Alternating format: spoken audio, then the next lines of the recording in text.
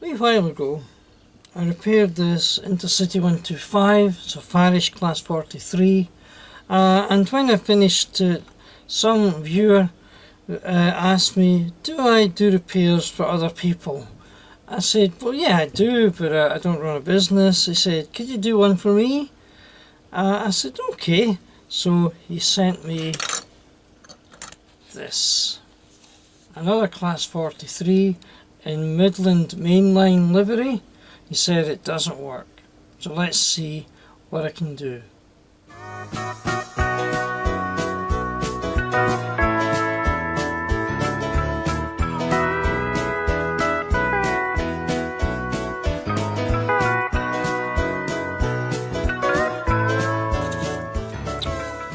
Hi YouTubers, welcome to another servicing video from Sorts 6233, and this time it's a locomotive sent in from a viewer who wants to know if I can work my magic or whatever on this Class 43. It's obviously in pretty well kept condition, nice box, and still in its wrapping. So I'm not sure how much he's actually had it working. I'm not going to identify him by name, just say G sent me this. So let's have a wee look at it. First time I've actually seen it out of its wrapping. And just put this box aside. Keep it there. And let's have a look at it. Lovely.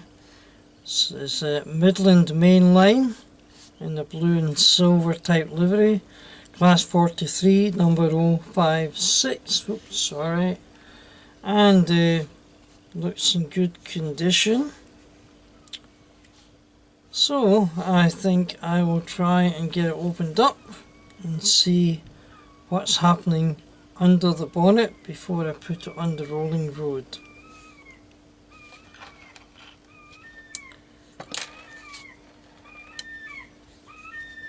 Like the one I repaired, I think you have to unhook the chassis from a little lug just a panel in the door there, and out it comes, and then unclip it from the nose. There we go. Fairly recent Graham Farish. My first step was to unclip this battery box. It's just held in with a couple of lugs, one at each opposite corner, that fits into the chassis. And then there's a screw here which obviously holds two chassis halves together, but I noticed there that there are clips top and bottom. At the top there's a MO plus and MO minus, which I think is reasonable to assume that it's motor plus and motor minus. So I'm just going to apply a little bit of power across these contacts and see what happens. I'm on, I'll make it 6 volts, yeah, make it 6 volts.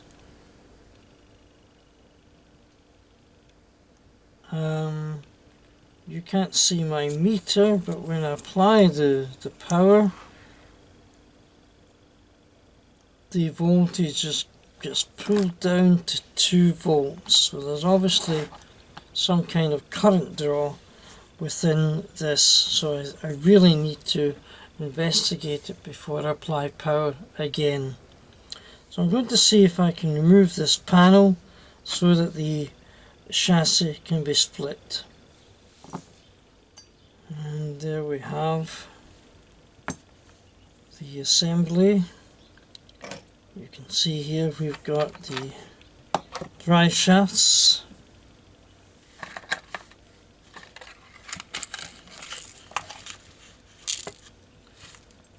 the insulators. There's one, there should be another one. Yep, that's the other one. And the screw through the middle. So Now I've got access to the motor.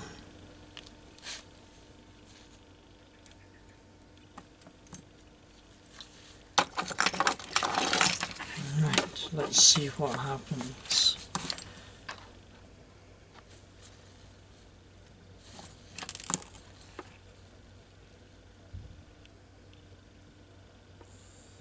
Well, the motor's turning freely, look at that. One direction and in the other direction, and the drain on the power supply is not severe at all. So fortunately it's not the motor. So my suspicion is drawn to the only other electrical thing there is, which is this here, and I'm looking to see what there could be. A couple of capacitors, I doubt if it would be them, but I'll check them anyway. And to be something here, this is just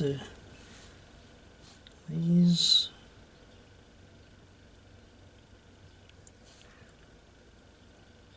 And the bogies don't seem to be too bad, so something has definitely caused a bit of a short. Now, let's think where that could be.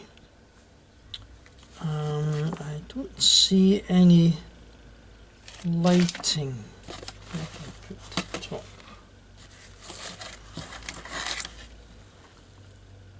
There's no lighting.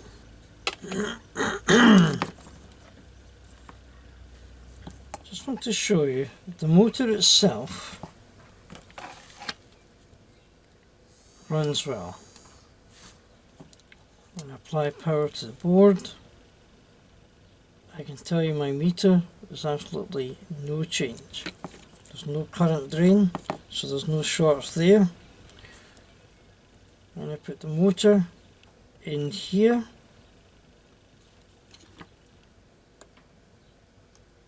I then current drain it, but when I put this here,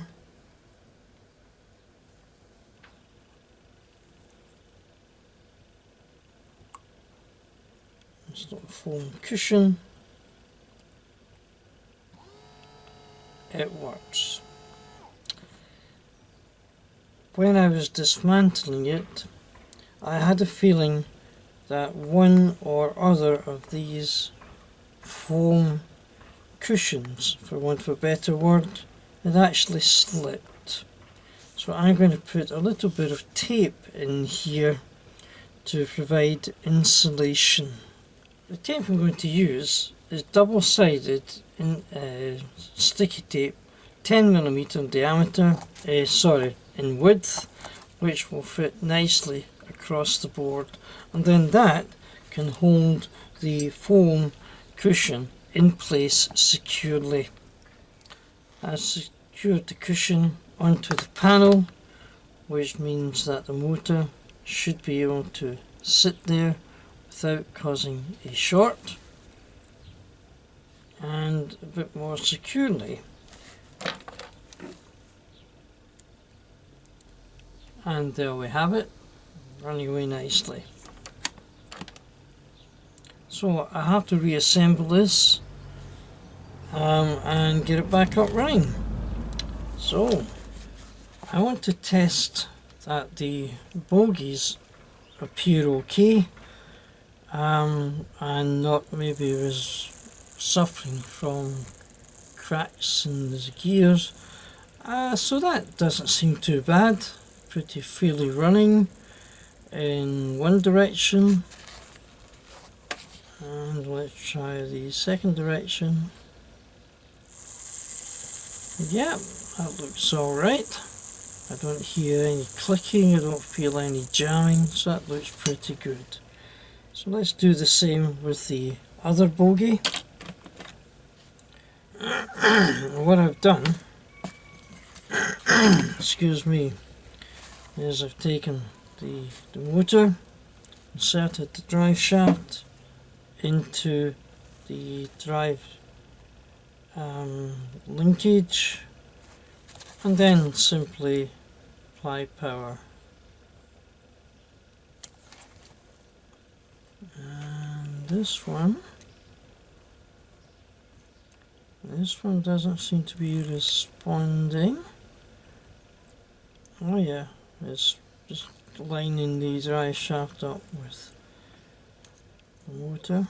Oops, it's fallen out, so let me try again. In here, flywheel over the top, try and keep them lined up, and in there.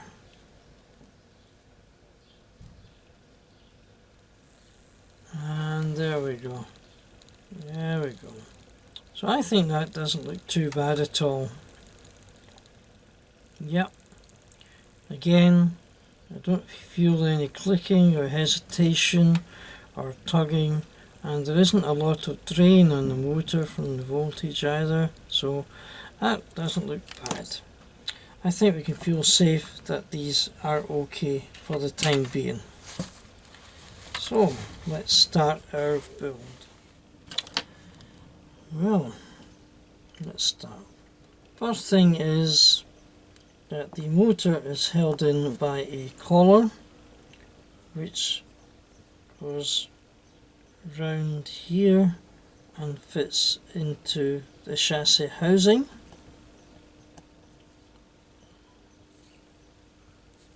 Like so.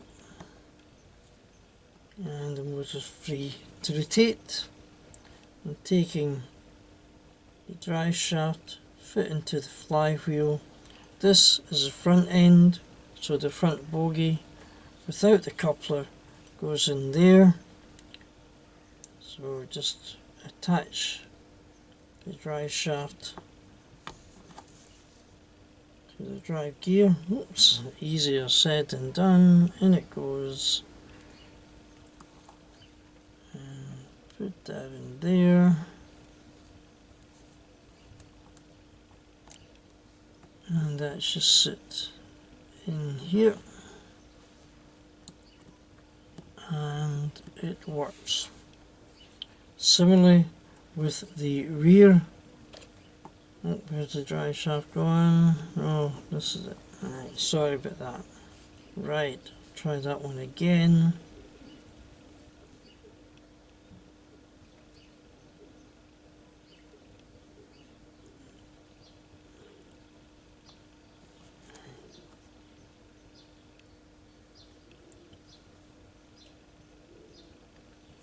Similarly with the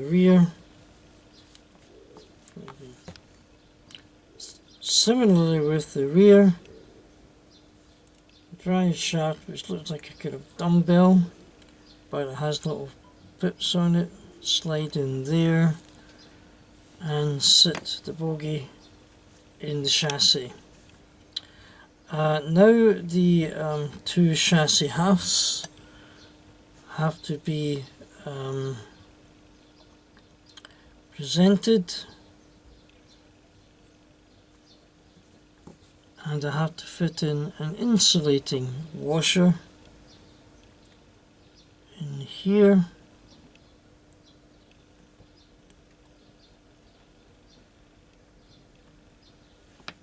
No.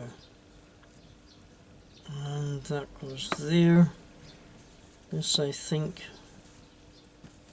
is, oops, sorry people.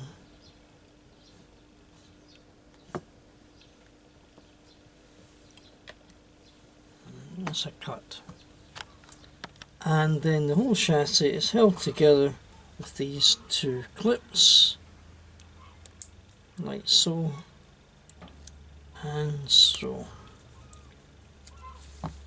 Right, so this seems slightly out of a tone. Oh dear.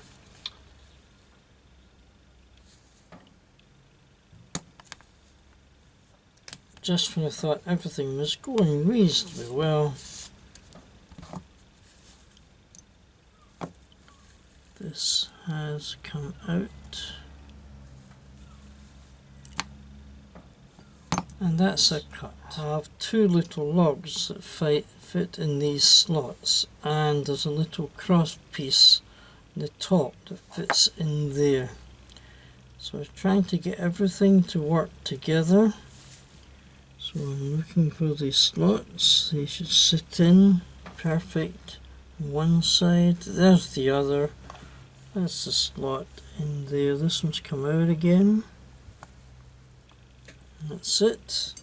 And now I can fit the top half of the chassis on. Reciprocal slots and cutouts here.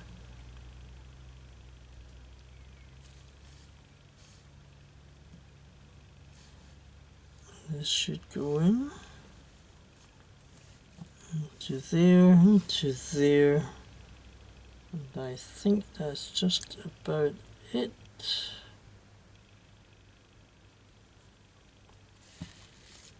Put the clips on, front and rear, and then check. That's cut.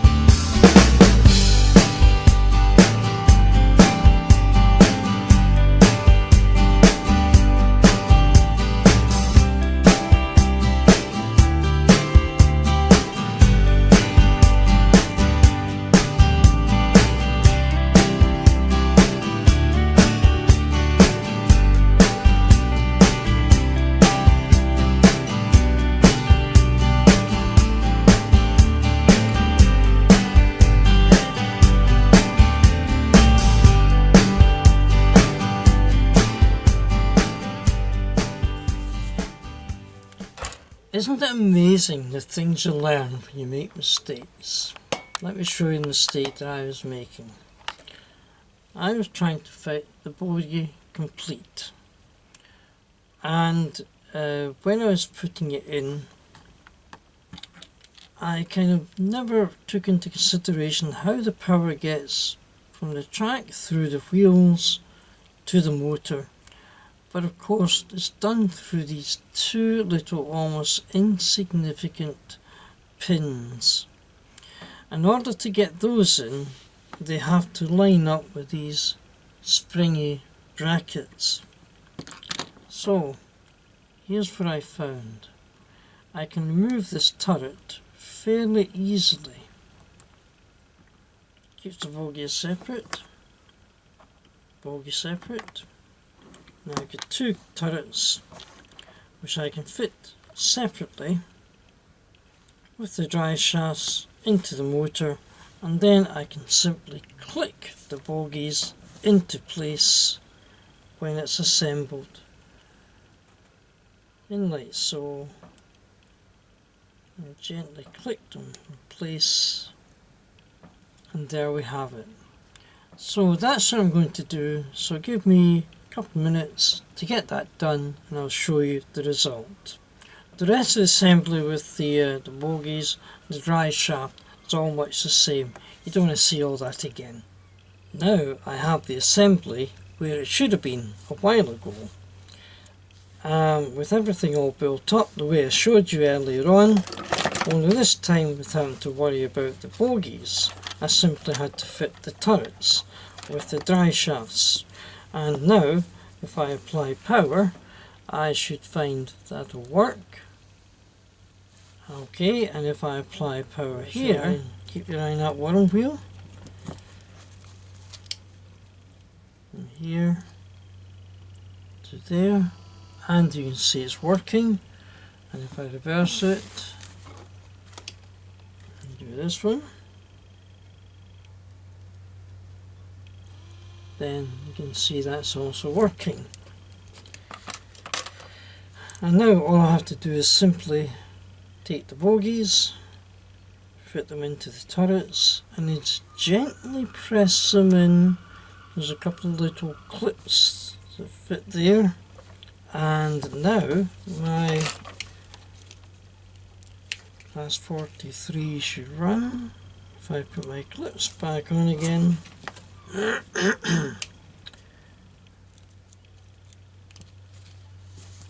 and on here,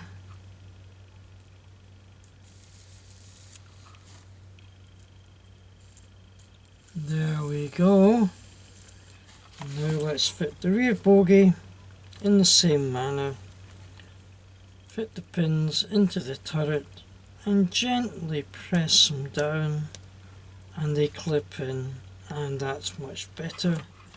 So now I've fitted the bogies, got it on the track, and let's see if this will run. Oh yes. Yes, 4 volts. I can't let it go too fast because I don't have a lot of track here. Oh, I think we've got a little bit of a runner.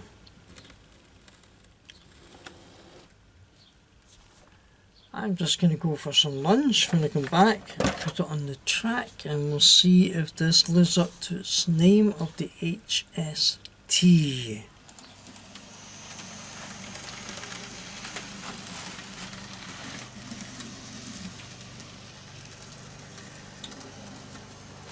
Oh, that's nice, isn't it? Very quiet. A lovely runner. Haven't applied any power at all.